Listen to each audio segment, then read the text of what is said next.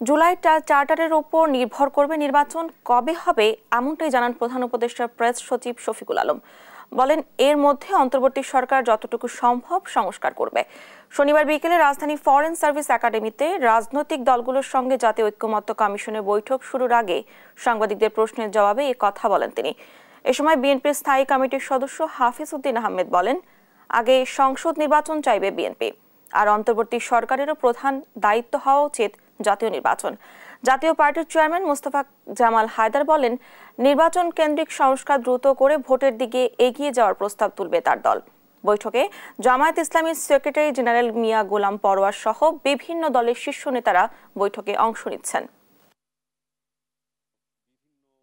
বিশেষ করে নির্বাচনের ক্ষেত্রে যে সমস্ত সমস্যাগুলি আছে, জটিলতা আছে, সেইগুলি দূরীভূত করে নির্বাচনকে ত্বরান্বিত করা, এটাই আমাদের প্রধান আলোচনার বিষয়বস্তু। আমাদের দলের পজিশন হলো আমরা আগে সংসদ নির্বাচন চাই।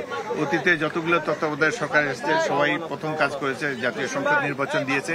এই যে 6টা কমিশন যে রিপোর্টগুলো দিল, সেই রিপোর্টগুলো পুঙ্খানুপুঙ্খভাবে পলিটিক্যাল পার্টির সাথে এই কনসেনসাস কমিশনের একটা আলাপ হয়ে যেটা আসবে যে যেই রিকমেন্ডেশনগুলো সমস্ত পলিটিক্যাল পার্টি কনসেনসাসের ভিত্তিতে নিবে, সেটা সবাইকে আমাদের আশা থাকবে যে সবাই এই পলিটিক্যাল পার্টিগুলো এটা পরবর্তীতে সাইন করবে।